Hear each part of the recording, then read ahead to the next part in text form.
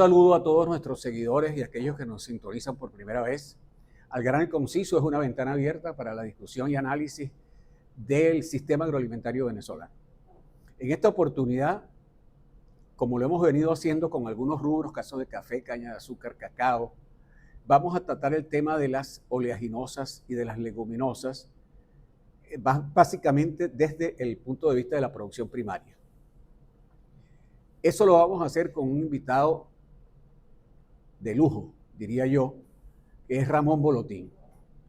Ramón Bolotín es productor agropecuario, ingeniero agrónomo, egresado de la Universidad Central de Venezuela, tiene 40 años al frente de su unidad de producción en Turén y además de estas actividades es presidente de la Asociación de Productores Agrícolas Independientes PAI y director de leguminosas y oleaginosas de FedeAgro. Pero Ramón es a la vez esto que llamamos influencer, y yo diría que el primer influencer de la agricultura venezolana, dada su actividad en las redes sociales. Ramón prácticamente ha creado una escuela, y yo diría que es uno de los principales extensionistas que tiene este país. Ramón tiene una escuela digital de la cual todos participamos vía Twitter, Instagram, incluso de correos y WhatsApp, donde nos enseña del comportamiento agronómico, de innovaciones, de materiales genéticos, del desarrollo de los cultivos, de nuevas innovaciones en el agro venezolano. Y tiene muchísimos seguidores en todos los medios en los cuales divulga este conocimiento. Ramón, me llena de curiosidad tu origen y cómo tú llegaste a ser productor de avanzada aquí en el estado portuguesa, en la zona de Turén. ¿Cómo llegaron tus familiares aquí? ¿De qué manera se incursionaron en la producción agrícola? Tú fuiste a estudiar agronomía en la Central, ya estabas en el campo, sé que has desarrollado toda una actividad muy consona con lo que tus padres te enseñaron y desarrollaron aquí en Turén. Cuéntanos un poco de tu origen. Sí, recordemos que Turén se fundó, el gran desarrollo agrícola de Turén, se fundó cuando se trajo en los años 50 esa cantidad de inmigrantes europeos agricultores. Turén no son las mejores tierras de Venezuela, pero podemos decir con orgullo que ahí tenemos los mejores agricultores. La gran mayoría, segunda y tercera generación de esos fundadores inmigrantes que eran agricultores y trajeron su cultura de agricultores. Yo soy hijo de un inmigrante croata europeo, mi mamá fue venezolana. Estudié agronomía en la Central. Mi padre siempre quiso que no me quedara en el campo arriba de un tractor, sino que buscara de alguna manera en conocimiento, abundar en conocimiento. Y yo creo que este modelo se repite en muchos agricultores que tenemos acá en Turén.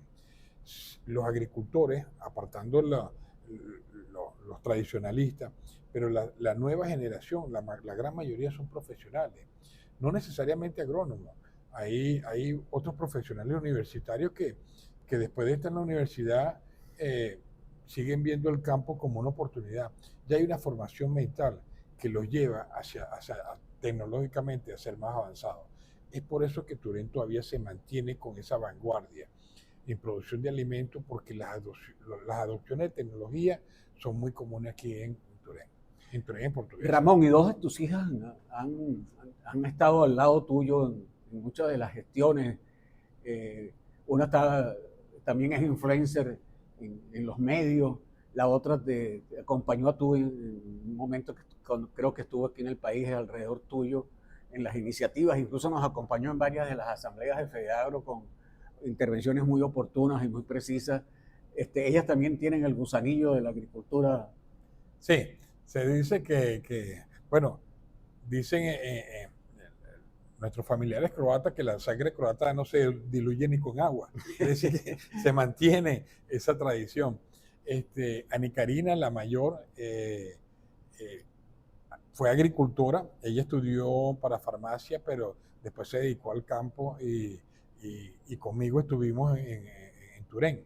Ella emigró ahorita, pero sobre todo en la época del girasol fue la que organizó el giratón y aquellas caminatas y aquellas cosas que hicieron muy famoso a Turén con el tema del girasol.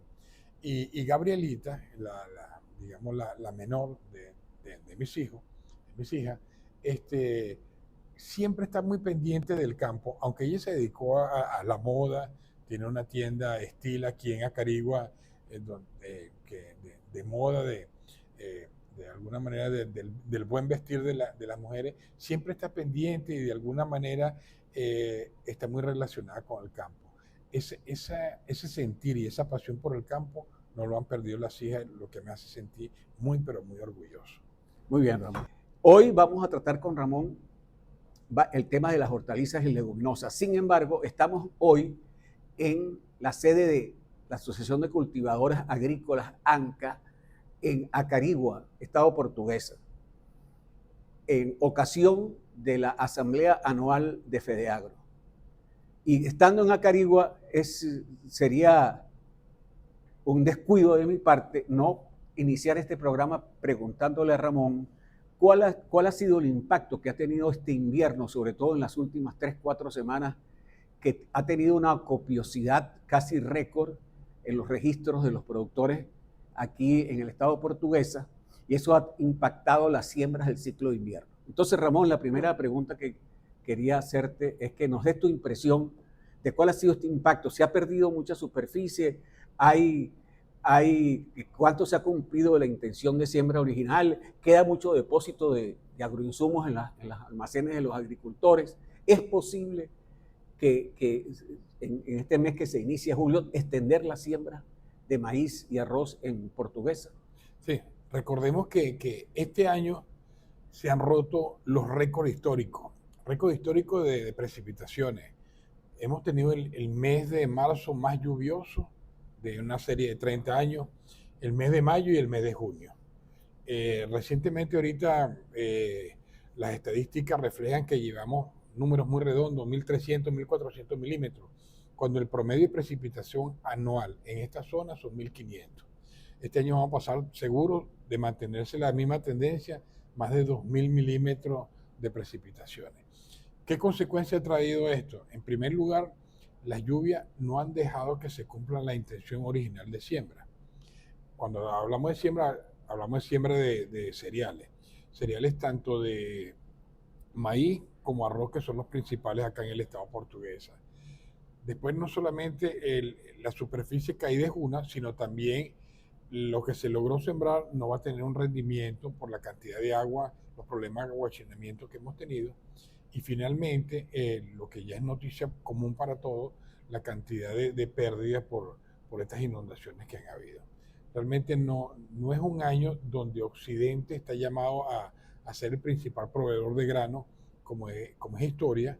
Yo creo que existen otras regiones en el país, como el centro y oriente, que están llamados de alguna manera a mantener ese estatus de producción de alimentos que necesita el venezolano. Sí se puede.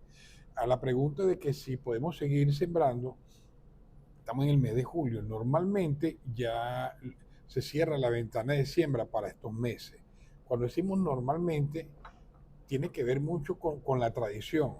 Hay estudios donde dice que sembrar en junio, julio, hay una caída de rendimiento.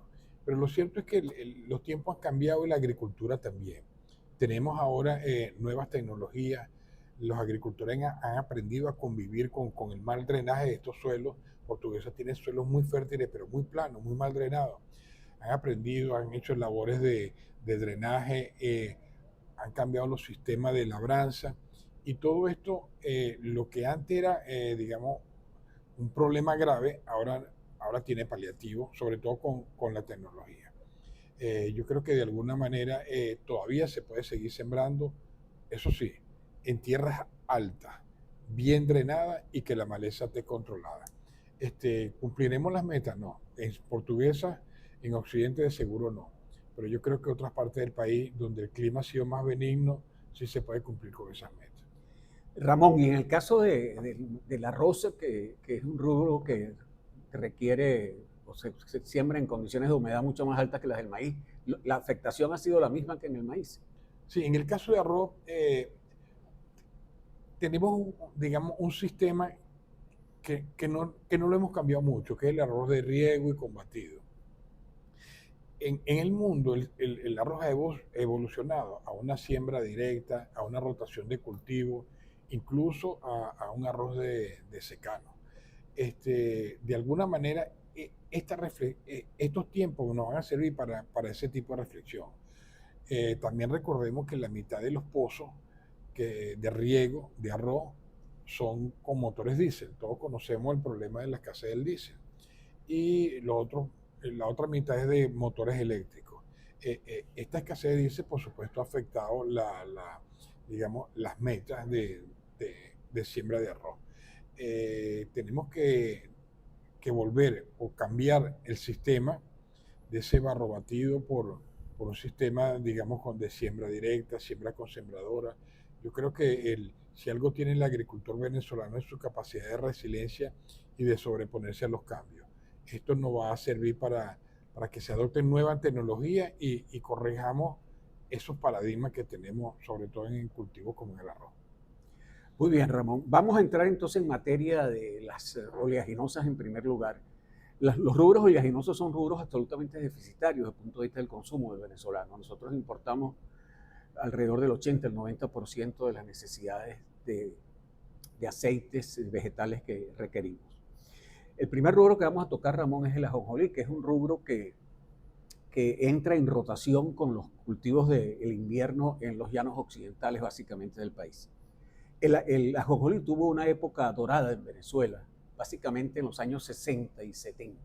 El récord de producción de ajonjolí que ustedes están viendo en la lámina que está en la pantalla se alcanza en 1970, con alrededor de 126.000 toneladas de ajonjolí. Y esa producción de ajonjolí se procesaba industrialmente aquí en el país. Y nosotros éramos consumidores de aceite de ajonjolí, que es una exquisitez gastronómica, digamos, en la gastronomía mundial.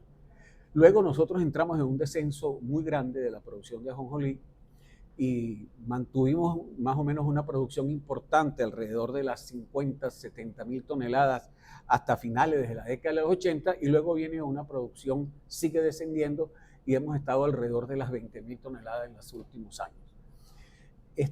¿Por qué hubo ese descenso importante en la producción después de ser tan exitosos en la década de 60? Eso se debe a problemas de mercado, a problemas de la agronomía del rubro. Es un rubro que requiere mucha mecanización, dado el tamaño de las semillas, se requiere una pulverización importante del suelo, y eso puede tener un impacto en la compactación del suelo, pero también pudiera ser problemas de costos y problemas de por qué se cae después de tener ese éxito tan relevante en la década de los 70, la producción de ajonjolí en el país.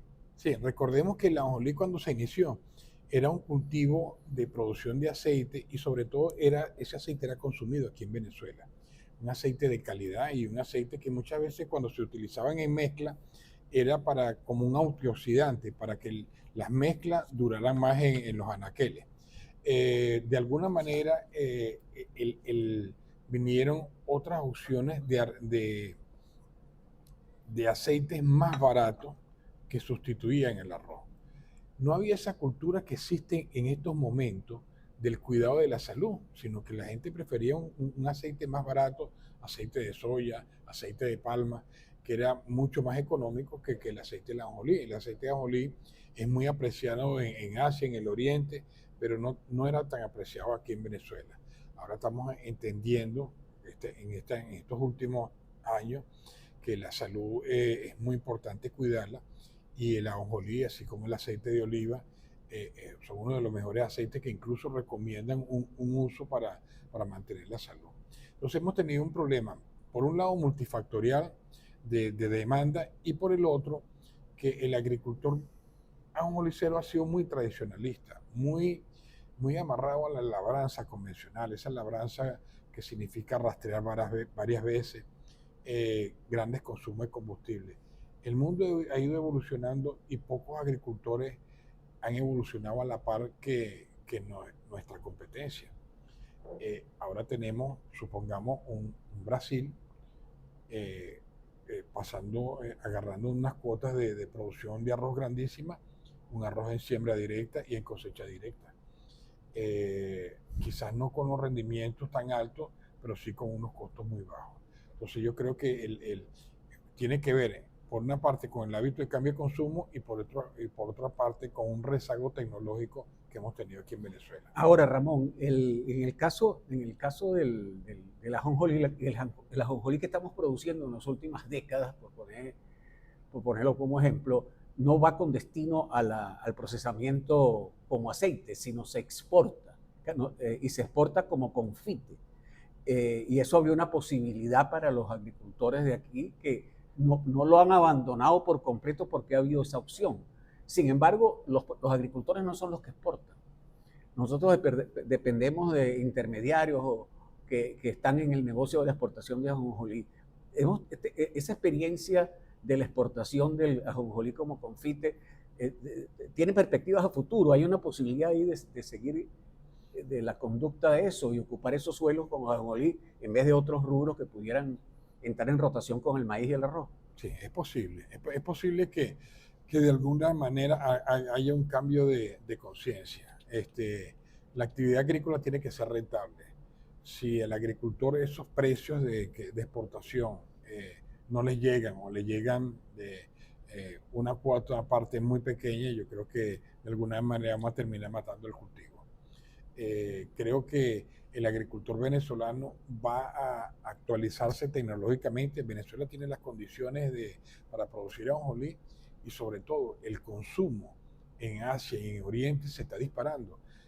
Países grandes consumidores como la China, como India, como el Oriente Medio, que están levantando su nivel de vida, están exigiendo cada vez más necesidades de ajonjolí. Ese lugar que nos podría corresponder a nosotros está siendo ocupado por otros países como México, como Brasil. Recordemos que aquí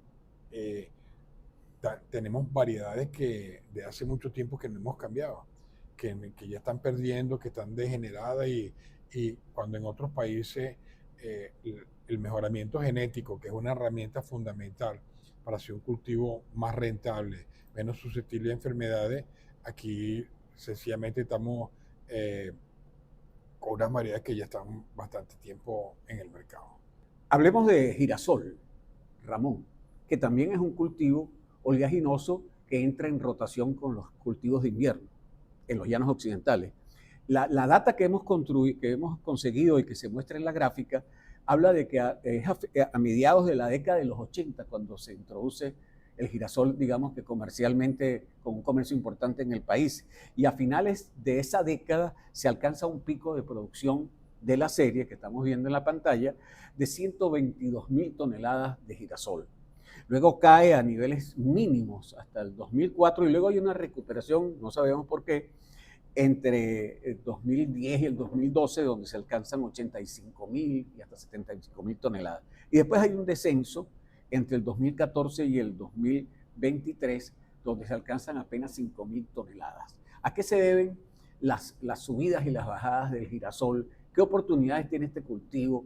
Y cuán importante es para los productores de Portuguesa tener esa opción del girasol dentro de los cultivos del ciclo norte de verano de esta región.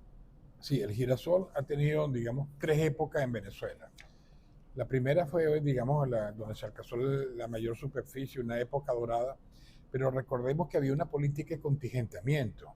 Venezuela siempre había sido importadora de grasas y aceites comestibles. Daban como, digamos, a quien produciera más aceite en Venezuela tenía más licencia de exportación. Entonces era como algo agarrado de los pelos, que cuando se cambiaron de ministro de Agricultura y quitó esas leyes, se cayó el girasol. Después trató un renacimiento, otra política, de verdad que tiene muchas ventajas agronómicas el girasol, pero igual siempre estuvo unas políticas gubernamentales que cuando hay un cambio vuelve a caer lo que la mantenía, digamos, de alguna manera el privilegio. Esta tercera época que estamos viviendo ahorita del girasol tiene una particularidad, que ya no está promocionado por el gobierno, sino por el sector privado. El sector privado es que está financiando y está promoviendo esto. Con miras a, primero, porque en Venezuela hay un gran déficit de aceites y grasas comestibles. Y segundo, porque ya entendemos que el girasol es un aceite de calidad. Y tercero, que tenemos unas condiciones agronómicas ideales para el cultivo de girasol. Y es un cultivo que va muy bien en la rotación con maíz, que es el cultivo, digamos, el cultivo bandera en el ciclo de invierno, y el girasol se produce en el ciclo de verano. Ahora, Ramón, el ministro de Agricultura recientemente convocó a los agricultores de esta región a una reunión en el cual propuso un plan de unas 30.000 hectáreas en este ciclo de norte-verano de este año, 25-26. Y parece que caería muy bien, habida cuenta de que muchos productores o van a tener problemas con este ciclo o no van a poder completar las intenciones de siembra que tenían con los rubros tradicionales. O sea que viene como calzadito a las aspiraciones de los agricultores que puedan retomar lo que no pudieron sembrar en invierno con el norte verano, con estas 30.000 hectáreas. Ahora, mi pregunta es, ¿qué se conoce de este plan? ¿Qué incentivos se ofrecen a los agricultores? ¿Habrá financiamiento garantizado para los productores? ¿Habrá el compromiso de la industria de recibir esa producción? ¿Se dispondrá de semilla, de agroquímicos? ¿Y qué incentivos están en ese plan que permitan a los agricultores entrar en ese programa, en ese plan que está planteando el ministro de Agricultura? Sí, primero hay una atención gubernamental que es muy importante. Creo que hay una cartera productiva que de alguna manera se va a dirigir hacia el girasol, en conseguir recursos, sobre todo para el combustible diésel, que es una cosa que de verdad está limitando una expansión que podría tener Venezuela. Lo otro es que la superficie de maíz en este ciclo de invierno más o menos se ha logrado un 50%. Es decir, hay muchas tierras baldías, muchas tierras, digamos, que no se están sembrando y que pueden ser ocupadas temprano por girasol. ¿Por qué temprano? Porque de los cultivos que hay, de las opciones que hay de grano en el ciclo de invierno, que podríamos hablar del ajonjolí, el frijol chino y el girasol principalmente, este es un cultivo que más se adapta a la siembra directa, que no tiene problemas de enfermedades, no tiene problemas de plagas. Entonces, agronómicamente, se pueden hacer unas siembras tempranas. Unas siembras tempranas significa que vamos a contar con agua de lluvia, lo que también se traduce en que podemos fertilizar y obtener buenos rendimientos. El rendimiento en Venezuela del girasol no es muy alto. En promedio tenemos la cifra de agro más o menos 1.200 kilos. El rendimiento potencial de lotes élite ha pasado de 2.000. Es decir, que si logramos adecuarnos tecnológicamente y aprovechar estas bondades de una siembra temprana, los resultados económicos de girasol pueden ser bastante atractivos para los agricultores. Verdaderamente que es importante tener una opción para el próximo ciclo. Pasemos a la soya, Ramón. Desde que yo tengo interés por este asunto de las oleaginosas en el país, yo diría que alrededor de 40 años, que es lo que tú tienes como productor agropecuario, siempre se ha hablado de la soya y de las posibilidades de la soya y los trabajos de soya y libros de soya y experimentación de soya, ensayos con materiales traídos de Brasil, traídos de otras latitudes, con un comportamiento extraordinario.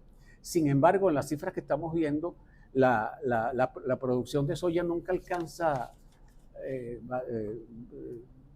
cifras significativas, volúmenes de producción significativos, y hay unos años en que hay un crecimiento, como vemos en la gráfica, y otros años de crecimiento, y de repente en Oriente hay un impulso y se meten maquinaria, se meten equipos, vienen productores de otros países a tratar con la soya, y y pasa 1 o 2 años y volvemos a la misma situación. ¿Qué es lo que ha pasado con la soya, que es un cultivo de gran expectativa, pero que no se concreta la evolución y la masificación de ese rubro? Sí, podríamos decir que Venezuela no estaba diseñada para recibir soya en granos, que es como se cosecha en campo, sino que estaba diseñada para recibir soya de Puerto Cabello, de los puertos, que viene, la gran mayoría viene como torta, viene desactivada. Quiere decir que no hay tantos compradores de grano de soya en Venezuela como sí lo hay de torta. Esta es una gran desventaja porque, digamos, de alguna manera, cuando se concentra en pocos compradores, todos sabemos los problemas de comercialización que hay. Eso por un lado. Lo otro, hemos tenido un atraso tecnológico, digamos, en otros países, la investigación para el mejoramiento genético de soya es muy importante. Hay soya para hacer siembra directa, para labranza convencional, hay soya para suelos ácidos, hay soya para suelos salinos. Acá en Venezuela prácticamente no tenemos esas opciones. Y no olvidemos que todavía tenemos esa prohibición de utilizar los organismos modificados genéticamente en Venezuela, cuando en el mundo el 90% de la soya que se produce es con lo que nosotros llamamos soya moderna, y la soya que no es moderna tiene un plus, un royalty, que lo pagan ciertos mercados que pagan que no quieren consumir por algunas razones, pero entonces esa soya tiene un precio más alto. Eso no se está reconociendo aquí en Venezuela. La soya tiene un potencial grandísimo de crecer en Venezuela, pero creo que tiene que haber un encadenamiento, productores, industriales y sobre todo el gobierno que legisle a favor de este circuito de soya. Somos grandes deficitarios de soya. ¿Y ese es un cultivo de invierno o de norte-verano? Se pensó en hacerlo en norte-verano, pero se pensó como segundo cultivo después del maíz. Nos dimos cuenta que quedaban pocas precipitaciones y la soya necesita por lo menos 500 milímetros de agua. Si lo comparamos con el maíz, que son 700 para un rendimiento óptimo, la soya es más resistente, pero no es que la vas a sembrar demasiado tarde y entonces no le va a llover y no alcanzan los 100, 200 milímetros cuando se siembra tarde. Creo que el principal momento de sembrar la soya es en invierno, y aquí tenemos muchas zonas, sobre todo en el centro y en el oriente del país, con condiciones para sembrar soya en pleno invierno y cosechar en época seca. Muy similares a las condiciones de Brasil, ¿no? En nuestro país vecino, que en suelos de sabana muy orientados a la producción de soya. Sí, y sobre todo el clima. Aquí en Portuguesa tuvimos unos problemas porque cuando sembramos soya en verano, nos dimos cuenta que faltaba agua, y cuando la sembramos en invierno, vinimos a cosecharla en los meses de septiembre, octubre, donde está lloviendo mucho, y la soya se nos manchaba y había poca calidad. La soya era una soya que no era bonita, que no era, presentaba mancha y no era muy atractiva. Creo que necesitamos un manejo integral que tenga que ver no solamente con la rotación del cultivo, sino también con el mejoramiento genético y conseguir las mejores épocas apropiadas. Ramón, ¿tú crees que una iniciativa como la que se está tomando con Girasol sea prudente hacerlo con la soya? Que haya un plan de soya en el cual esté vinculado las instituciones públicas y privadas y que se ofrezcan incentivos al productor para ensayar métodos, materiales genéticos. Es fundamental, porque existen grandes inversionistas, sobre todo extranjeros, con deseos de invertir en alimentos. Venezuela tiene tantas tierras, un potencial que tenemos de tierra, pero nos falta dinero. Nos falta dinero e investigación. Si se enlazan todos esos actores en la cadena, te aseguro que no solamente el cultivo de soya, sino muchos cultivos, la gente está viendo a Sudamérica como donde hay muchas tierras potenciales para producir alimentos, y los grandes demandantes, que son Europa y el oriente de Asia, ya tienen sus tierras ocupadas. Yo creo que aquí tenemos mucha tierra para desarrollar y ser una fuente de alimentos. Excelente. Ramón, vamos a hablar rapidito sobre la palma aceitera. En el gráfico que estamos viendo vemos cómo la producción de palma en el país tiene un ascenso desde a mediados de los años 80, 1985, hasta la actualidad, con un crecimiento bien importante. De hecho, la data que hay en FAO ahorita en FAO-Stat sobre la producción de soya llega hasta el año 21 y hay una producción de 628.000 toneladas. Faltan ahí algunos años. Recientemente los productores de palma aceitera del occidente tenían un congreso y ubicaban la cifra de la superficie sembrada en 80.000 hectáreas. Hay un crecimiento importante de la palma, que es un rubro oleaginoso, básicamente de largo plazo. Y es curioso que un rubro como este, que no está en la cartera agrícola, como tampoco está en ninguno de los rubros oleaginosos ni leguminosos que estamos tratando en este programa, solamente la cartera productiva agrícola es para maíz y arroz. Cómo un rubro que requiere tanta inversión como tenga este ritmo de crecimiento que deja atrás a muchos de los cultivos tradicionales de la agricultura venezolana. La palma aceitera, el modelo de desarrollo es muy parecido a la de la caña de azúcar. Agricultores y el central, el núcleo, tienen que ponerse de acuerdo. Un agricultor no puede sembrar palma y después salir a buscar quién se lo va a comprar.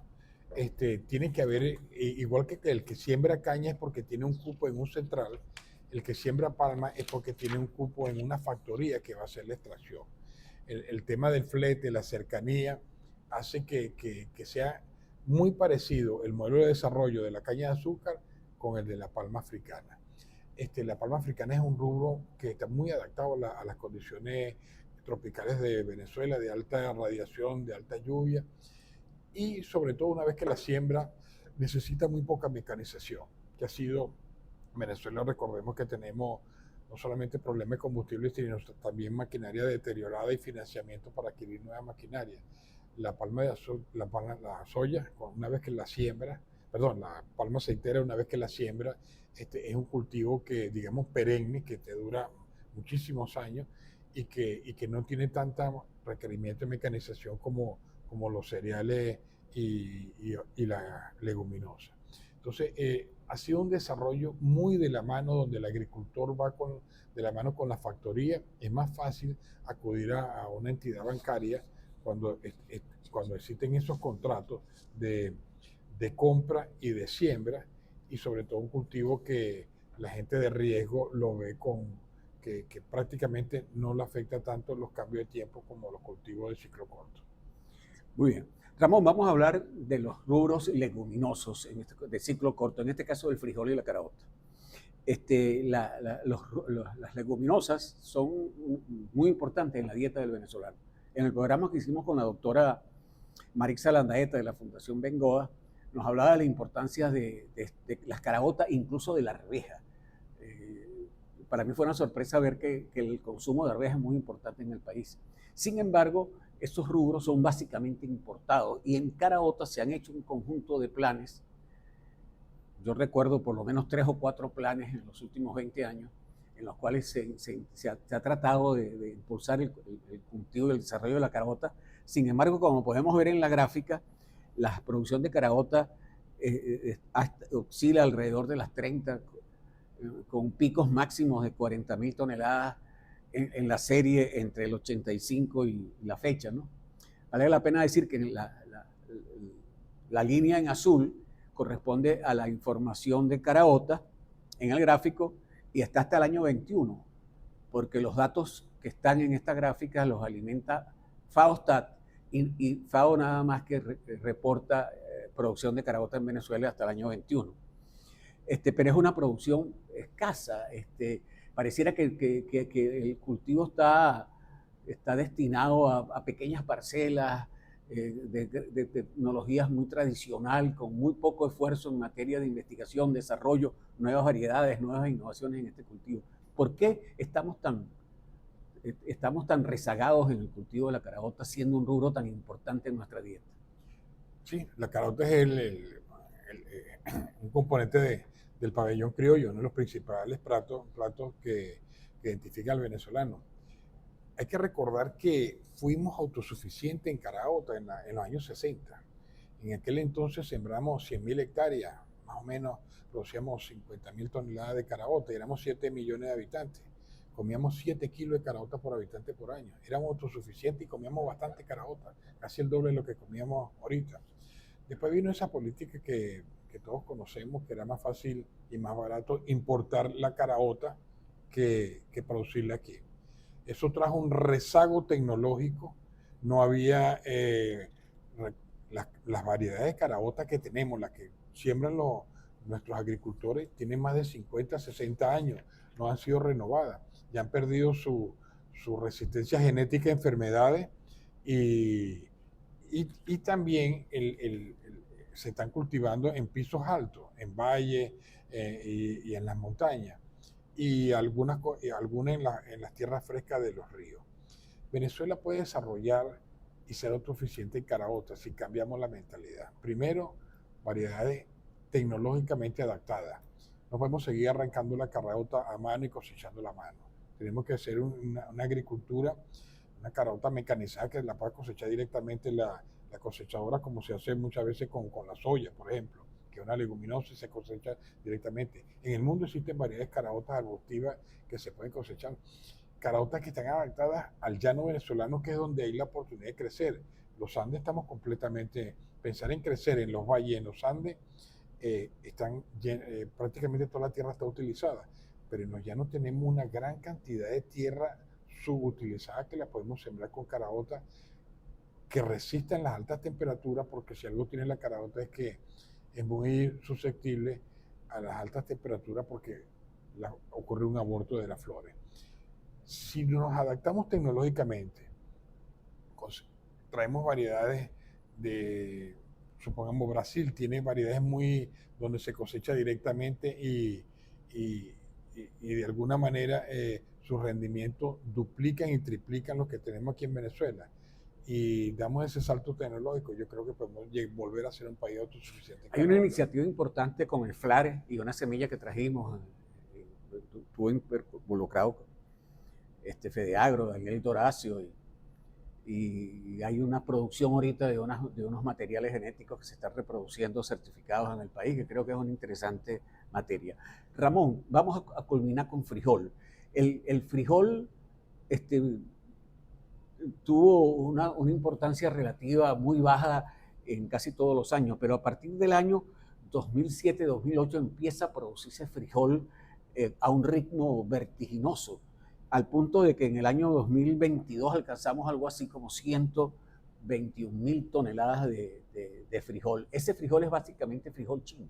Sí, estamos hablando... Y va a la exportación, no va al consumo nacional. El consumo de frijol bayo y pico negro en Venezuela es poco y más o menos hemos logrado la autosuficiencia. El bayo se consume mucho hacia el oriente y el pico negro hacia la parte del Zulia y eso. Y se exporta también a Colombia. Pero es como tú dices, llegó el frijol verde, el frijol mungo, el frijol chino, que el venezolano no lo conoce tanto como los otros frijoles, como la caraota, pero es un producto de exportación, netamente de exportación. Y tenemos una gran posibilidad porque tenemos las tierras y las condiciones para producir frijol chino, pero pasa lo mismo que pasa con las leguminosas y con otros cultivos. Las variedades que tenemos ya han degenerado completamente. No tenemos variedades nuevas adaptadas y que sean resistentes a enfermedades. Cuando se empezó a sembrar el frijol chino, habían rendimientos de 1.500 y 2.000 kilos. Ahorita usted le pregunta a un productor cuánto está sacando en frijol y si acaso saca 600, 700 kilos. Imposible ser eficientes con estos rendimientos. ¿Cómo ha sido la producción de los últimos años, el 24, el 25? La data del gráfico que vimos nada más llega el 23. Sí, tenemos ese problema de que esa variedad está completamente degenerada. Se ha bajado la producción. Sí, y hubo incluso un error de estrategia. Cuando se clasificaba el frijol, se cosechaba y se clasificaba, el grano grande se exportaba y el grano pequeño se dejaba para semillas. Esto trajo, si un mejorador genético escuchara esto, diría, bueno, hermano, ustedes están hacia atrás, caminando en sentido inverso. Están reproduciendo las maticas más chiquitas y las que menos dan. Esa es la realidad que tenemos ahorita. Tiene que haber un cambio y sobre todo una inversión en tecnología y en genética que no la tenemos como otros países. Ramón, yo creo que ha sido muy importante todos los pincelazos que hemos dado a cada uno de estos rubros. Evidentemente cada uno de ellos requiere un programa completo para ver las posibilidades, las expectativas que hay alrededor de ellos, pero yo creo que tenemos una buena radiografía de todo lo que está pasando en la producción primaria de estos rubros, y evidentemente aquí se requiere un esfuerzo considerable para consolidar la producción de estos renglones que, excepto la palma aceitera, tienen altas y bajas y épocas buenas y épocas malas. Te agradecemos mucho tu participación, Ramón, y te vamos a ocupar en otros programas para tratar otras materias, porque no solamente tú eres productor de oleaginosas y leguminosas, eres un gran productor de maíz, de arroz y otros rubros, y has incursionado en otros sistemas de producción, no solamente agrícola, sino también pecuaria. Muy agradecido, Ramón. Muchas gracias por la oportunidad y un gran saludo a los que nos escuchan desde Portuguesa, Granera de Venezuela.